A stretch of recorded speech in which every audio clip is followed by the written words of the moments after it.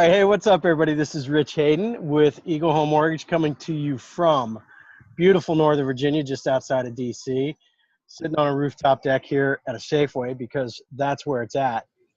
And want to throw it over to my friend, Matt Kirkland. Matt, tell us what's going on.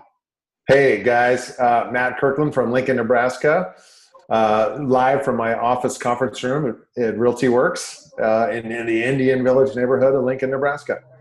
But Yep. anyway, the whole idea of this thing, there's all kinds of talk and all kinds of ideas about real estate and mortgage and kind of life in general, and different people codify it in all different ways. And we thought, why not throw our spin on things? I think we're a couple of relatively bright guys. It's so, and we're pretty good looking. So why not throw it out there and see what happens, right?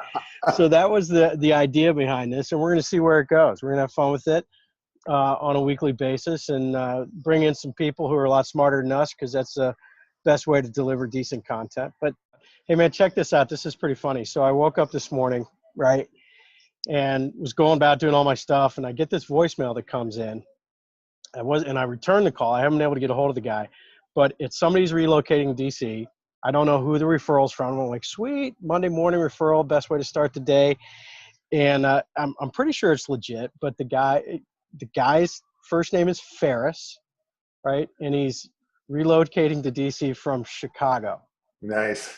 So, right, like the voice and everything about the call, it has to be legit, but like the odds of a Ferris from Chicago, it's like, is somebody yanking me?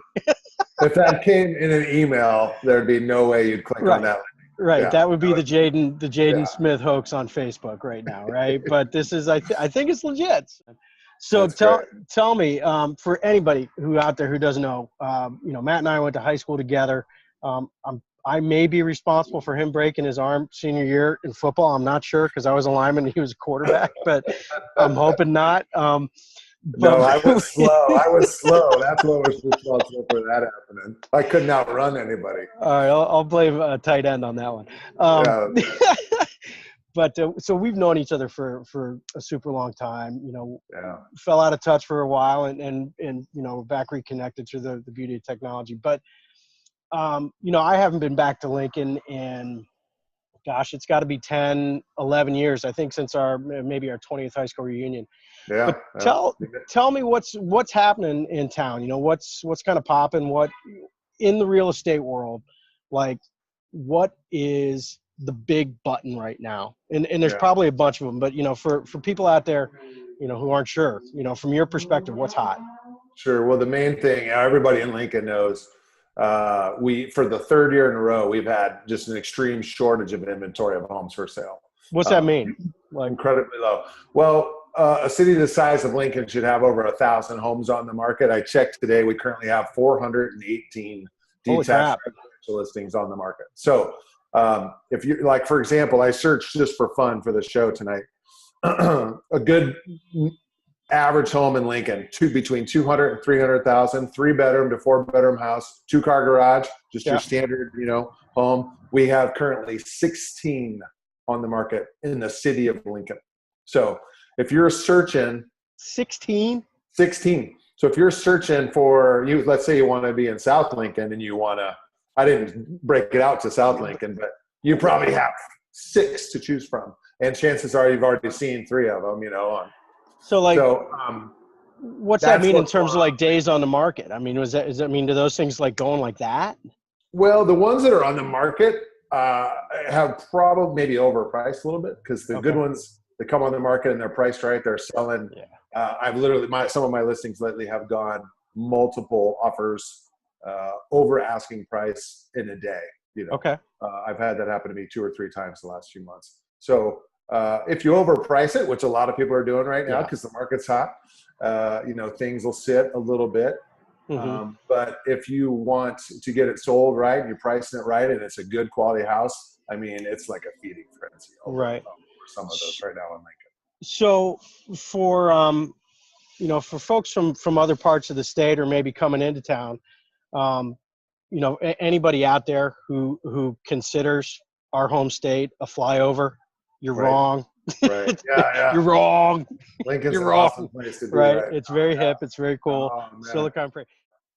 But anyway, for those of you who don't know or maybe even understand kind of the Lincoln Omaha corridor, it's actually it's not just a university town or state capital town type of economy where it's cyclical, where it's, everybody comes into town in September and then bolts in May. I mean, there's Right. a legitimate community, certainly between the two cities. And Lincoln, from when I lived there, was I think maybe 180,000. Is it over 300 yet? Oh, we're getting close to 300. I think we're Okay. 280 now. Yeah. So 280 plus. that's a meaningful city, right? It's a community Yeah. Oh, yeah. of some size.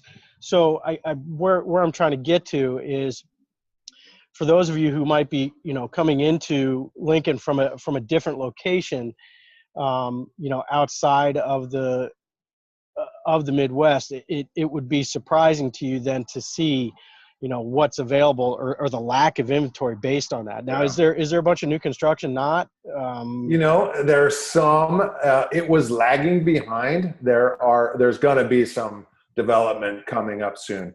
Okay. There are houses going up, but not like you might expect with such an inventory that we have. I think in the next couple of years, we're going to see a lot of new construction homes and not a lot of new lots coming on the market. But there's not as many as you might think, considering the shortage of existing homes that we have right now. Right. Now, I know you work with all types of buyers, but what types of, how do people come into deals for you from a financing perspective? I mean, when like somebody's coming to you, hey, Matt, I see that house. I really want it. I want to be competitive. Are they rolling in, with a 5% down, 10, 20, are they pretty buttoned up, or do you find that a lower down payment client is common? And it's going to be different for everybody in your position, certainly. But, what wins? Yeah, I work with all kinds of clients. Obviously, showed a house today to a client who's an all cash buyer. Nice. I hate to hear that, but nice. At a night, yeah, exactly. It doesn't do you guys any good. But yeah, cash buyer today. So it just depends on their financial situation, and then depending on what kind of loan. If let's say they need a loan, what kind of loan they need, and if they don't have a lender picked out already. Yeah. I've got kind of a list of what I call my preferred lenders that, some have different specialties. I've got a lender who is a mortgage broker, works out of his home. And if you need a conventional loan and have excellent credit, he's about the best in town. That's awesome. He's going to help you save money. And on that note, just so your people know, don't be afraid of a broker. A broker's a good guy. Oh, absolutely. Yeah. Anyway, go. I've got, if somebody needs a VA loan or something, I've got a guy that specializes in those and loves to kick butt of some of the people that, market towards those people. Yeah. They market towards the veterans and say, oh yeah, we can help you. And then my local guy kicks their butt all the time on that's awesome. Rate and fees, I love it. So, and I just work with lenders that my clients have had, good experiences with, excellent experiences with. I don't steer them towards anyone in particular, but I say, here's a list of some people that have helped my clients in the past. Right. Is appraisal an issue in Lincoln at all? It's because of the prices. The prices are going up. In May, there was just a recent study. I was just looking at some statistics. Prices have gone up 5%, but the last 3 years they've done that. So now we're talking they've gone up 10 to 15% in the last 3 years. So stuff we're selling houses a couple years ago might have been 165. Now the house is worth 200. No kidding. And so things are having a hard time appraising, but I haven't had too much trouble. I've had a couple come real close, but I haven't had any deals fall apart because they're not appraising. And I've had a very busy year. So and that only really matters in those deals where you got financing. Those all cash deals. Right. Appraisal is a non-issue. So. Yep. I had one a while back that didn't appraise, but my client was a single woman and she knew that was her place and she wanted it so bad. She was willing to pay a little extra to get it. And she didn't worry that it didn't appraise. And it appraised $5 or $10,000 less than what she bought it for. And she didn't worry about it at all. That's cool. Yeah. That's cool. So in Lincoln I mean, is there a pretty good cross section of price points that people can hit? I mean, with an average price point in the 200 range, $180 to 220 kind of being the normal. Right. Is there a top end?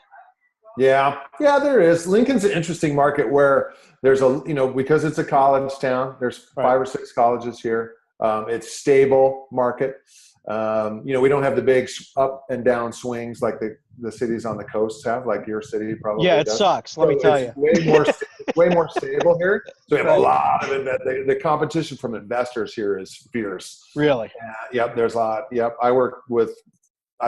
currently have a client in Seattle and also a client in Denver that want to try to buy like multifamily properties in here, and there aren't any. Really?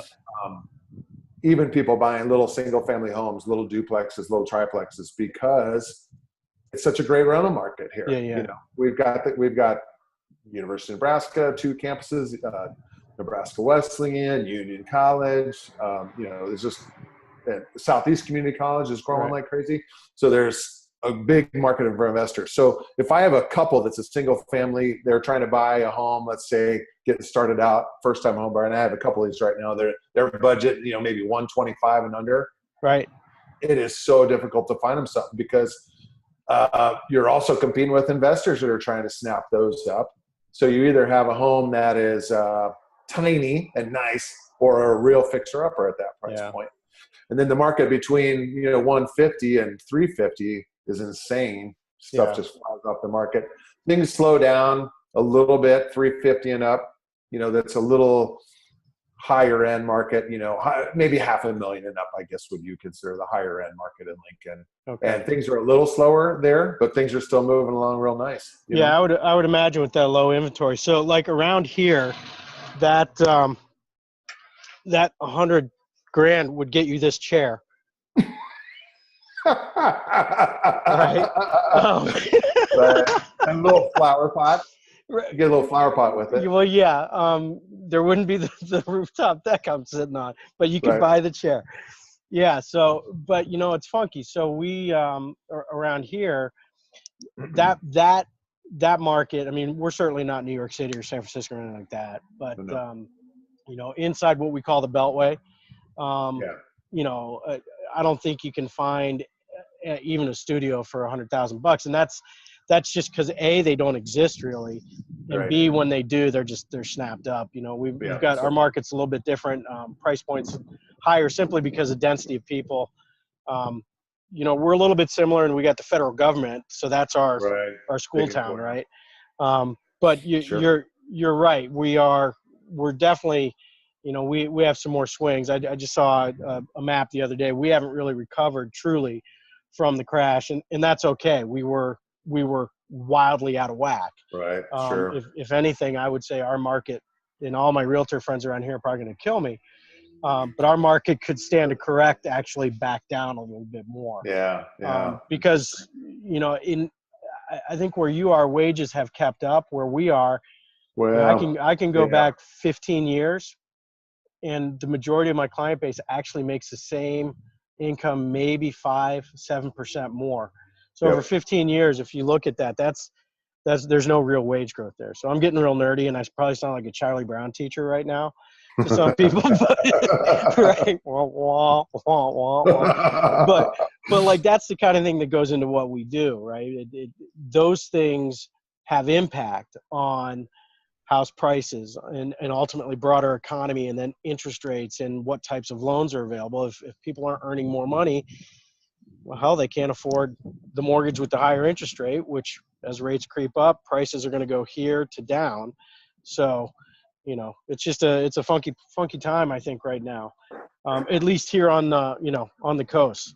Screenshot, just like there you are. You're back. Okay. Yeah. The beauties of Safeway Wi-Fi. Yeah, man. Yeah, I had to, that's exactly what I had just. I can hear you talking, but that'll be a keeper. You're back, baby. You're back live. That'll be a keeper. That's great.